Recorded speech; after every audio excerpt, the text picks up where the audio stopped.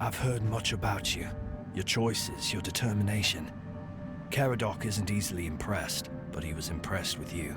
Few dare to seek the truths buried in Avalon's shadows. Fewer still make it this far. I was the first. Caradoc followed when my brethren burned and the tear opened.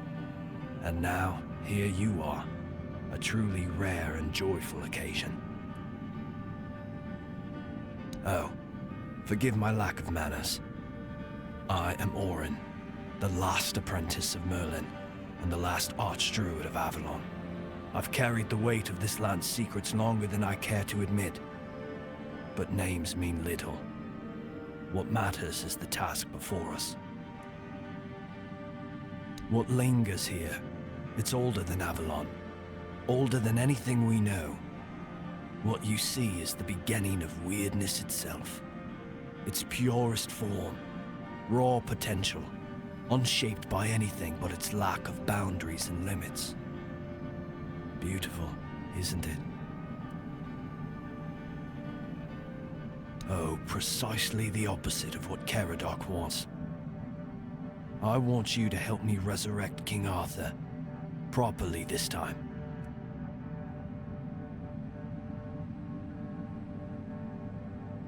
Ridiculous, I know. But yes, that's what it boils down to. At some point, we stopped seeing eye to eye and chose different paths. Ultimately, though, both our paths led to you. Yes, please let me explain. By the end of his life, Arthur became obsessed with his legacy. He left mementos, artifacts that embodied the virtues he wanted Avalon to preserve. Excalibur, a symbol of loyalty and sacrifice. The crown of Pendragon, a beacon of courage and resilience. The shield of Palamedes, wisdom and independence. But Merlin and the others didn't believe that would be enough. The memory of war and the fragility of peace was still too fresh. So they acted. When the king died, his soul wasn't allowed to move on. It was shattered, bound to those artifacts. A clever solution, but ultimately flawed.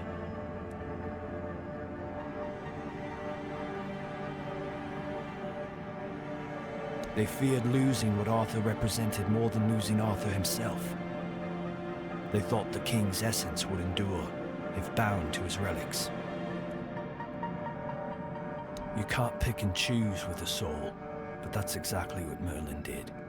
He focused on 3 parts of Arthur: his strength, wisdom, and courage. He left out 2 pieces. One, tainted by the Four Dwellers' magic, was deemed too dangerous. The other was his humanity, the most fragile part. Merlin thought compassion and doubt were weaknesses, unfit for a king. Without them, Arthur became hollow. A king with power, but no heart. That way, Avalon's greatest failure was born.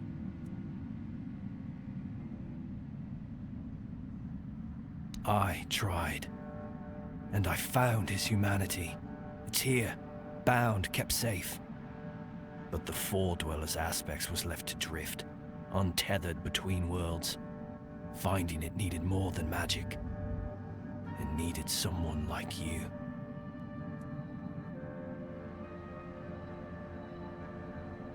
The horrors you endured on that island gave you something no one else has.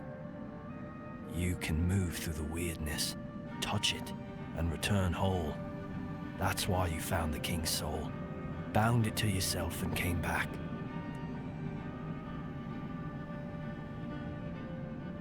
You flatter me. No, I couldn't have predicted all of that. I merely nudged the Red Church in the right direction and asked Caradoc to assist where I couldn't. I can see you're still doubting me. I want to bring back our king, whole and complete. I want him to lead again and safeguard Avalon's future. It won't. This time, Arthur will be whole. A king must be more than power. He must be human. That balance is what will save Avalon.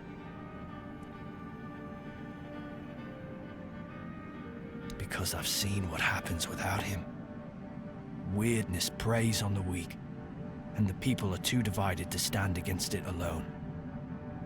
Arthur is their only hope. Ever they're left without him, without guidance, chaos takes hold. Division festers.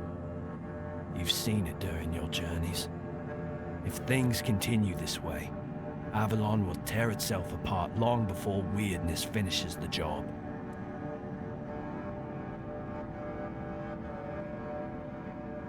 They will follow him. That's what people do. When weirdness comes to their doorstep, they'll beg for a savior. And Arthur will answer the call. Help me bring the king back, whole and complete. That's all I ask of you. Now you need to go further. I made my case. Please keep in mind what I told you. This is the only way for Avalon to survive.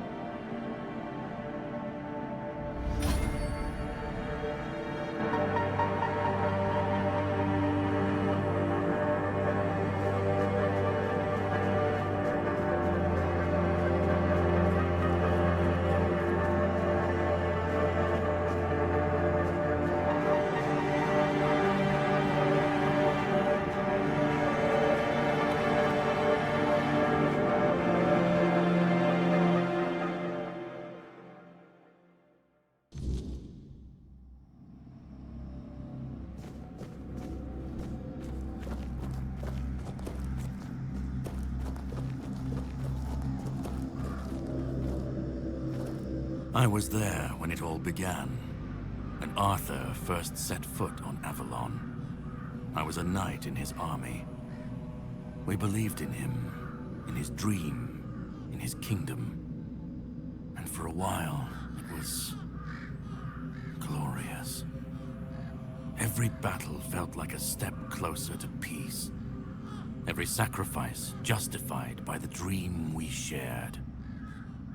But then came the cost. The war crimes, the impossible decisions, the massacres, slaughters, and irrational cruelty. We turned from knights into butchers, all because his dream demanded it of us. At first I told myself it was necessary, that it was the price of building something great.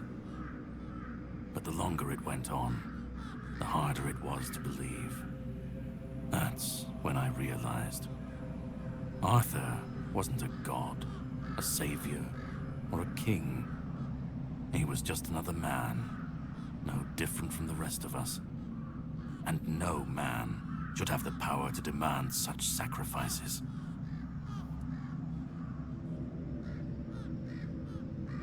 But do you understand why I want it so much?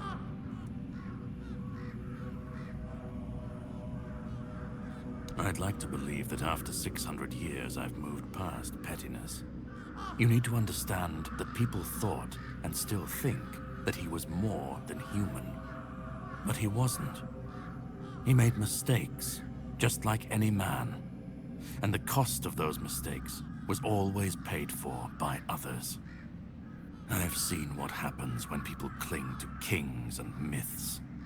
They wait, they follow. They waste their lives on promises that never meant anything. But that's not my problem. I'm not here to fix Avalon or to free anyone. What comes after doesn't matter. Let it all burn. Let it rot. Let it rebuild. I won't be here to see it.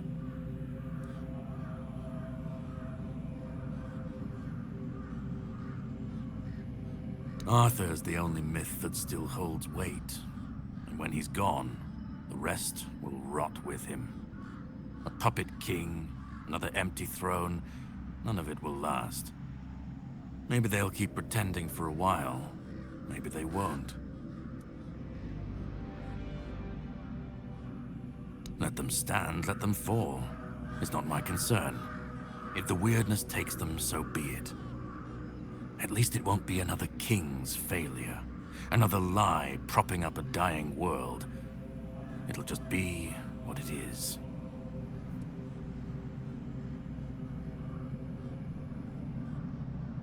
Call it chaos, call it freedom, I don't care. Let them rise, let them fall, let them tear each other apart. I just want to watch it all come down, to see the last lie collapse under its own weight. What comes after, that's for the ones still standing to figure out. Then let it. If this world can't stand without a dead king propping it up, maybe it deserves to fall. I've lived longer than any man should, seen more than anyone should ever bear. And I've waited centuries for this moment, this chance, to end it all, to end him.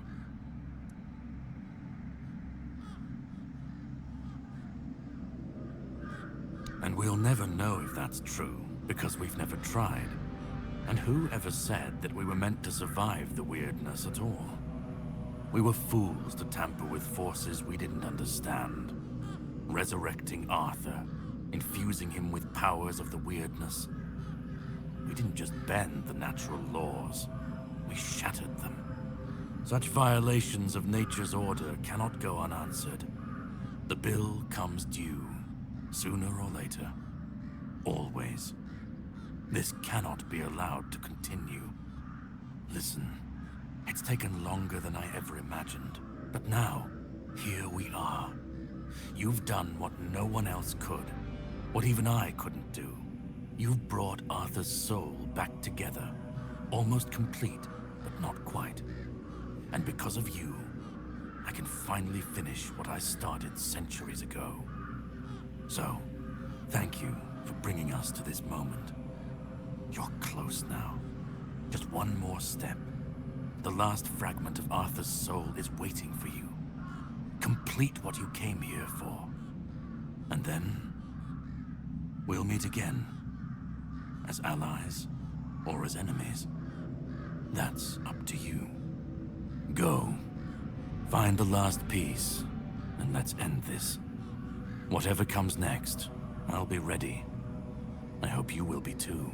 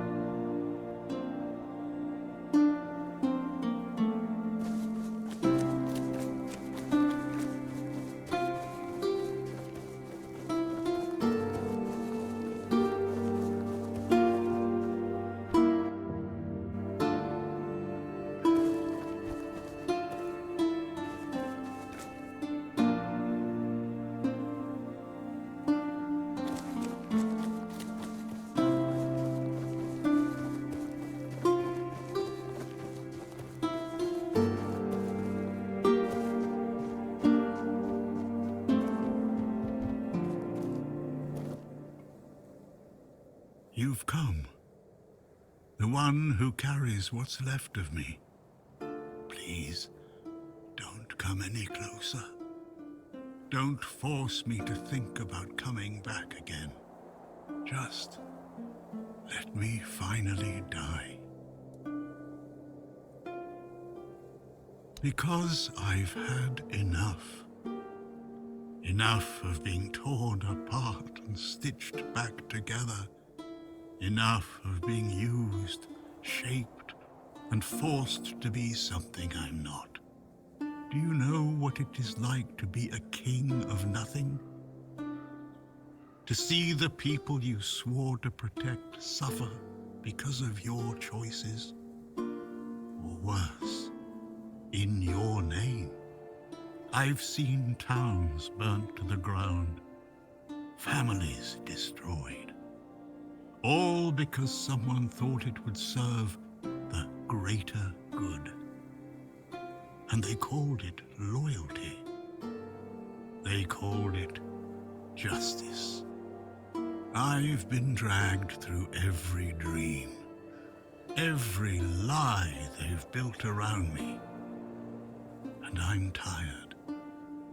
Tired of the weight, of the expectations, of all of it.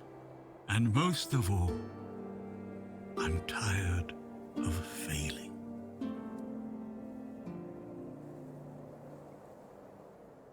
Orin wants a king, not me. He doesn't see the broken man behind the myth. He sees a symbol, a weapon to wield against the weirdness. But symbols aren't people. They're empty. And the more they're used, the more they hollow out the one who carries them. That's all I've ever been to Orin and the Druids. Do you know what it's like to be a weapon? To be forged, sharpened, and thrown at every problem? He thinks ending me will free Avalon. But what then? Without an idea, a light to guide them, they'll stumble, lose their way, and turn on each other. People always seek something to follow, something to believe in. Take that away, and they'll tear each other apart trying to find it. Or worse, build something even crueler in its place. I want release. I want to stop being a tool in their endless struggle. Kill me. Destroy the last piece of me and use the energy however you wish. Take it yourself and become the new king. Give it to someone else. I don't care. Just don't let me come back again. Let me die. Not as Arthur, not as the king, just as a simple, normal human being.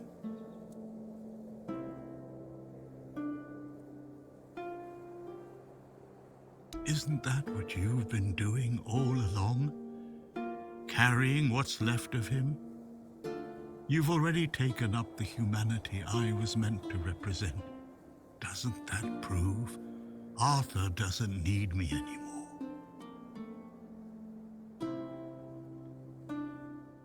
I don't care. Do you know how freeing that is, to finally not care what happens next? Whether Orin gets his king or Caradoc gets his ruin? To not feel the burden of all my failures? To not see my memory tarnished? My plans, goals, and ambitions dragged through the mud, to not see the suffering my name causes. No more deaths in my shadow. No more kingdoms built on my bones.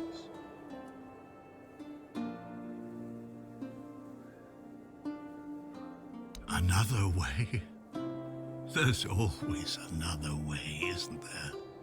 Another cycle, another resurrection, another lie to keep the world spinning. But please, not for me. Not anymore. I've had enough. I don't want another chance. I want this to be over. Do what you think is right. That's all I can tell you, because whatever you decide, it will finally be your choice, not mine, not theirs. And that's the only thing I've ever wanted. You hold the choice. I don't care who you side with, Orin, Caradoc, or no one at all. You have all of my soul. Use it. Take it for yourself. Or give it to someone else. I don't even want to know. Do what you will with it. Just let me go. Let me finally rest. Let me die.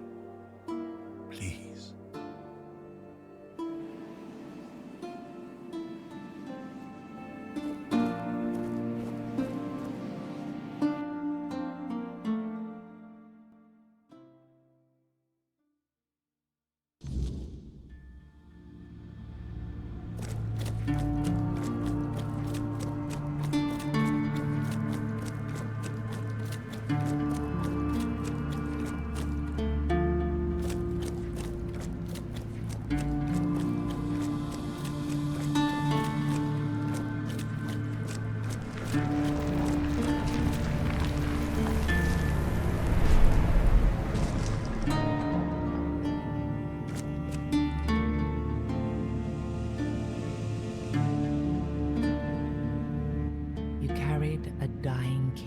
Across the bones of a dying world.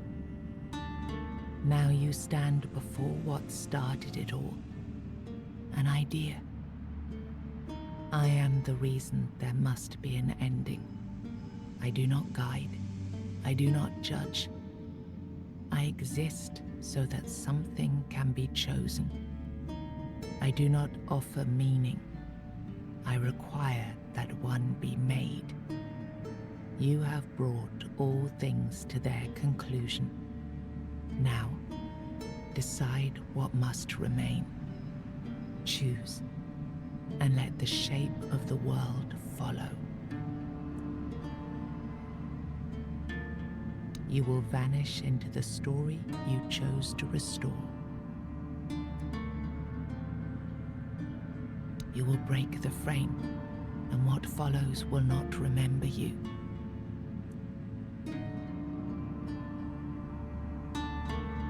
You will be seen. You will be followed. You will be blamed. You will shape the world to become its witness.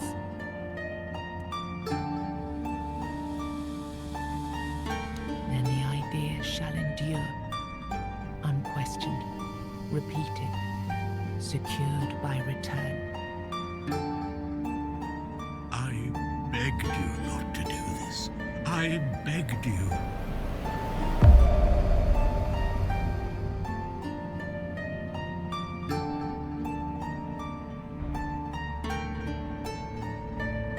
No, I won't let this happen.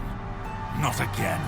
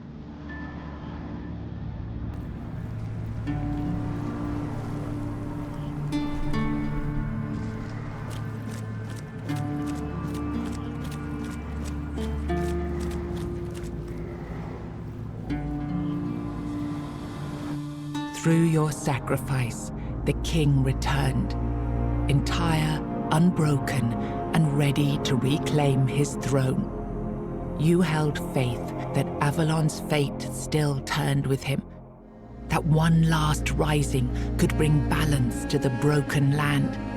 Now he rules again, and the world bends to the weight of your choice, for salvation or for ruin. You gave everything to restore the king, and your journey ended with his return. Closing your eyes upon the sight of Arthur's triumph, you felt no regret, only the certainty that your final choice had been the right one. Soon after you made your decision in the resurrection chamber, Denham took the men here to Camelot, along with most of Kuanak's people. Yvain departed in silence to pursue the Grail and never returned, his absence barely noted as Kuanak faded into history. You awakened the giants, and with them at their side, the Dal Rita conquered Camelot. As the capital fell, the customs of the tribes spread across Avalon. Not everyone welcomed them, but the change had already taken root. Firgas remained captain of the Horns of the South. Under his leadership, the Horns honored their old traditions and returned under Camelot's banner, securing order along the southern frontier. Nianta left Kuanak with Yvain, and her fate remained unknown. Yet among the people she once served, tales of her devotion and courage endured, and her name was remembered with respect.